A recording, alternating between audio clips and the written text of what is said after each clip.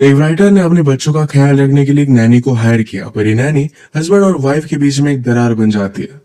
Hello friends, आज मैं आपको डेडली इल्यूजन्स ये 2021 की एक thriller mystery Hollywood movie explain करने वाला हूँ। इस मूवी में अलग अलग ट्विस्ट एंड टर्न्स आते हैं, तो इसे अंत तक जरूर देखिएगा। तो बिना किसी देरी के एक्सप्लेनेशन स्टार्ट करते हैं। मूवी स्टार्ट होती है और हम हमारे मेन कैरेक्टर मैरी को देख सकते हैं।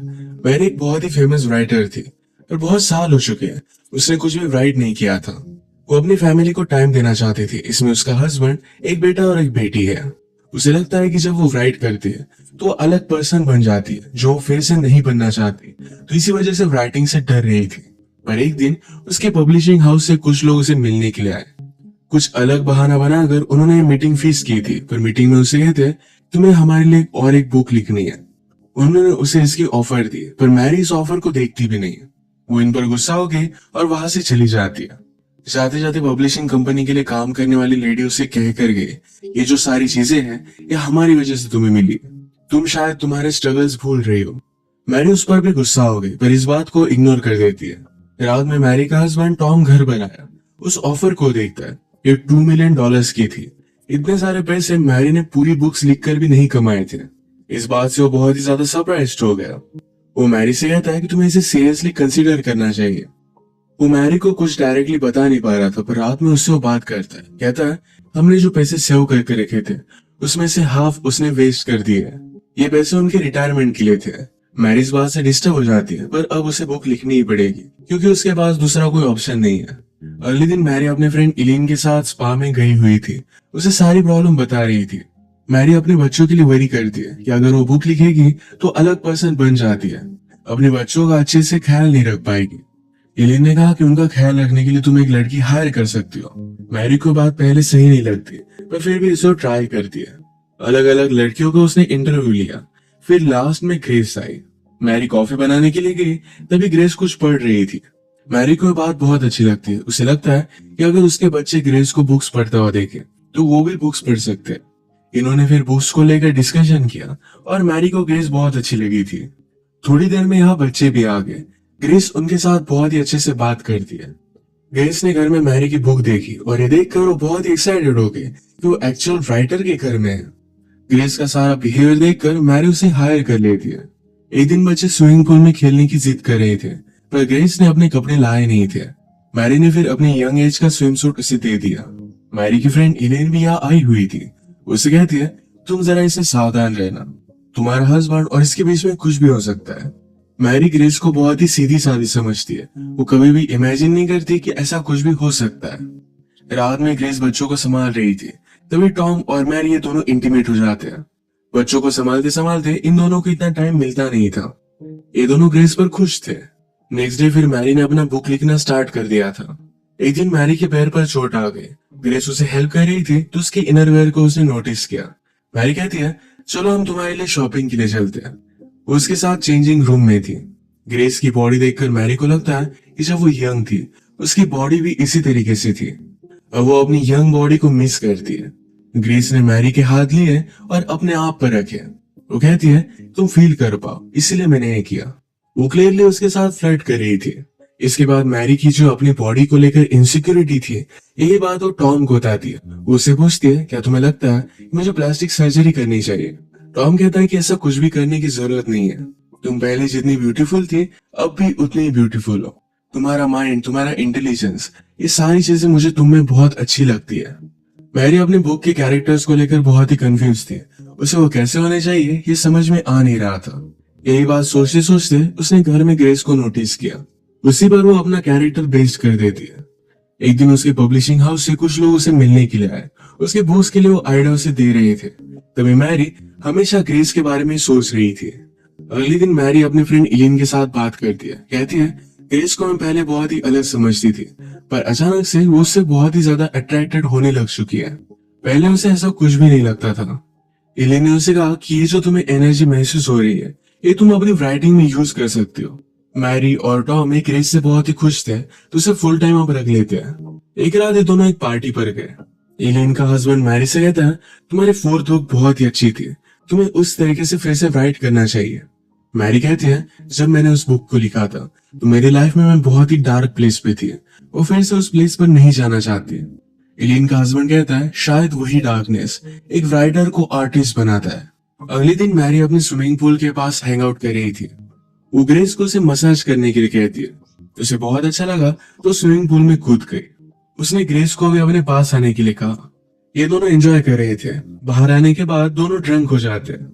ग्रेस मैरी से कहती है कि कभी भी मैंने लाइफ में इसे फैमिली की तरह फील नहीं किया था। आपके साथ मुझे बहुत अच्छा लगता है। मैरी भी उसे सहारा देती है, कहती है तुम्हारी वजह से मैं कुछ लिख पाई।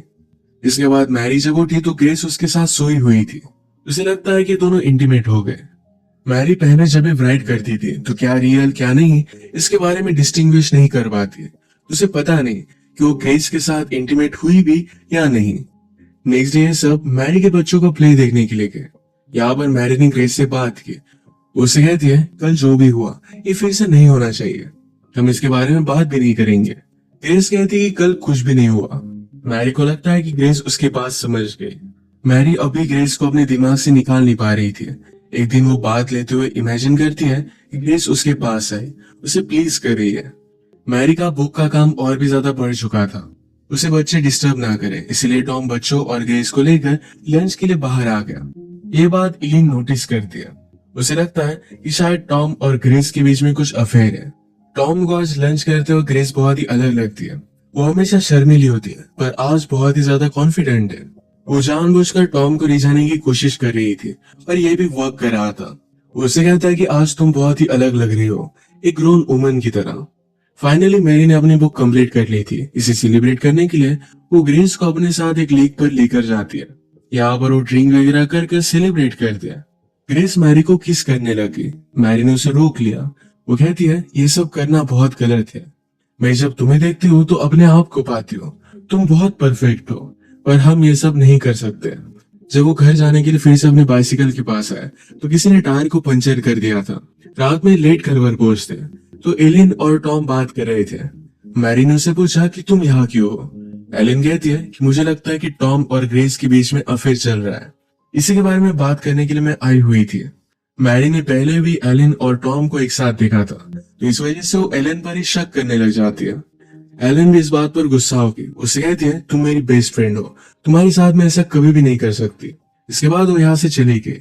डिनर का प्रिपरेशन करते वक्त ग्रेस और मैरी एक साथ थे तो इसमें ग्रेस मैरी को प्लीज करने लगती है। टॉम यहाँ पहुंचा पर वो कुछ भी देख नहीं पाता। मैरी को जरा नींद आ रही थी तो जल्दी सो जाती है। बीच रात में उसे अचानक से कुछ आवाज आ रहे थे। वो देखने के लिए गई तो ग्रेस और टॉम इंटीमेट हो रहे थे। ग्रेस नोटिस करती है पर टॉम को कहती है उसने स्लीपिंग पिल्स ली हुई है। वो जब उठेगी तो उसे कुछ भी याद नहीं रहेगा। उठने पर मैरी को सब कुछ याद था। वो देखती है कि ग्रेस उसकी फैमिली के साथ डिनर कर रही थी। इस बात पर वो बहुत ज्यादा गुस्सा हो गई। उसने ग्रेस को बाहर निकाल दिया। रात में टॉम से फाइट करती, कहती है मैंने इस फैमिली के लिए सब कुछ सैक्रिफाइस कर दिया, मेरे करियर को भी छोड़ दिया, पर मुझे इसके बदले में क्या मिला? तुम मुझ पर चीट कर रहे हो। टॉम कहता है कि ऐसा कुछ भी नहीं हुआ था, ये सिर्फ तुम्हारा एक सपना था। अगले दिन मैरी ने ग्रेस को जिस एजेंसी से अपॉइंट किया था वहां पर कॉल लगाया। वहां से उसे पता चलता है कि उनकी एजेंसी में ग्रेस नाम की कोई भी लड़की काम नहीं करती। मैरी बहुत ही ज्यादा सस्पिशियस हो गई। अब ग्रेस के बारे में और भी इंफॉर्मेशन निकालने के लिए निकल पड़ती। ग्रेस जो बुक पढ़ रही थी उसी बुक की इंक्वायरी उसने लाइब्रेरी में की। इस बुक को किसी और ने पढ़ने के लिए नहीं लिया था, पर मैरी को अब ग्रेस का रियल नेम पता चल गया और वो कंफर्म हो चुकी थी कि ग्रेस में कुछ ना कुछ तो गलत है। इसी के बारे में बात करने के लिए वो एलिन के पास गई, पर डायरेक्टली एलिन का मर्डर हुआ हम देख सकते हैं। मैरी ने पुलिस को कॉल किया पर पुलिस का प्राइम सस्पेक्ट मैरी ही बन जाती है, क्योंकि जिस नाइफ से एलिन का मर्डर किया था उस नाइफ पर मैरी के फिंगरप्रिंट्स थे। सीसीटीवी कैमरे में मैरी की तरह ड्रेसअप की हुई एक लड़की वहां पर गई हुई थी। मैरी कहती कि इस कैमरे में कोई भी हो सकता है। उसे बचाने के लिए टॉम वहां पर लॉयर के साथ पहुंच गया। मैरी को अब लग रहा था कि ये सारी चीजें ग्रेस ने की, क्योंकि कल रात ही एलिन ने उस पर शक किया था। मैरी के पास ग्रेस का रियल एड्रेस था। डायरेक्टली उसके घर पर पहुंच गई। घर पर वो ग्रेस के फॉस्टर मॉम से मिलती है। उसने उससे कहा कि वो जब छोटी थी तब उसके पेरेंट्स ने उसे बहुत अब्यूज किया था, इसके लिए वो जेल में भी गए थे। मैरी यहाँ पर नोटिस करती है कि लेडी अलग अलग आवाज में बात कर रही थी, यानी कि उसे स्प्लिट पर्सनैलिटी डिसऑर्डर था। ये देखकर मैरी जल्दी से वहां से निकल जाती है। उसने घर पर टॉम को कॉल लगा कि ग्रेस को घर में आने मत दो, वो बहुत ही डेंजरस है, पर ग्रेस ऑलरेडी घर में थी। टॉम जब शावर में था तो मैरी की तरह कपड़े पहनकर ग्रेस उसके पास आती है। इसका मतलब है एलिन का मर्डर उसने ही किया था। तो वो टॉम के साथ इंटीमेट होना चाहती थी, पर टॉम उसे कहता है कि मैं अब कोई भी गेम्स नहीं खेलना चाहता। उसका उसके साथ होना एक गलती थी। ग्रेस ने उसे सीड्यूस किया था। ये बात सुनकर ग्रेस बहुत ज्यादा गुस्सा हो गई। वो टॉम पर चाकू से बहुत सारे वार कर देती है। वो उसे मार ही देती, तब तक मैरी वहां पर पहुंच गई। ग्रेस जल्दी से कपड़े बदल कर मैरी के सामने आई। मैरी ने टॉम के बारे में पूछा तो कहती है कि टॉम शावर ले रहा है, तुम वहां पर मत जाओ। मैरी को सस्पिशियस लगा और वहां पर पहुंची तो टॉम ब्लीड कर रहा था। ग्रेस फिर से अपने हाथ में चाकू ले लेती है, पर वो अपने आप को कंट्रोल कर रही थी। वो भी अलग अलग दो आवाज में बात करती है। ग्रेस की भी दो पर्सनैलिटीज थी। अपने आप को प्रोटेक्ट करने के लिए एक डेंजर सी पर्सनैलिटी उसने डेवलप की थी। उसकी एक पर्सनैलिटी उसे बोल रही थी कि इन दोनों को मार डाले, पर एक्चुअल ग्रेस उसे रोक रही थी। ग्रेस अपने आप को फिर से उस स्वीट लड़की में कन्वर्ट करना चाहती थी, पर उसकी दूसरी पर्सनैलिटी उसे करने नहीं देती। उसने मैरी पर हमला कर दिया। ग्रेस की सेकंड पर्सनैलिटी बोली कि तुम मैरी से प्यार करने लग गई, इसलिए मुझे मारना चाहती थी। ये इविल पर्सनैलिटी पूरी तरीके से कंट्रोल ले लेती है। वो मैरी को मारने वाली थी, पर मैरी ने उसके सर पर हमला कर उसे बेहोश कर दिया। अब इसके बाद मूवी में डायरेक्टली 1 साल बीत चुका है। मैरी ने अपनी बुक कंप्लीट कर ली है। वो अपने फैमिली के साथ बहुत ही खुश हम देख सकते हैं। मूवी के एंड सीन में वो ग्रेस से मिलने के लिए गई। मैरी ने उसे हॉस्पिटल में एडमिट कर दिया है। उसे ठीक होने में हेल्प कर रही है। ग्रेस की जो एक्चुअल पर्सनैलिटी थी ये बहुत अच्छी थी, और इसी को सेव करने के लिए मैरी उसे हेल्प कर रही है। ये दोनों अब बहुत ही अच्छी फ्रेंड्स हैं। इसी के साथ ये मूवी एंड हो जाती है। ग्रेस बचपन में अब्यूज हुई थी, तो इस वजह से हमेशा से फैमिली को पाना चाहती थी। वो जब मैरी की फैमिली से मिली तो ये खुद के लिए स्टील करना चाहती थी।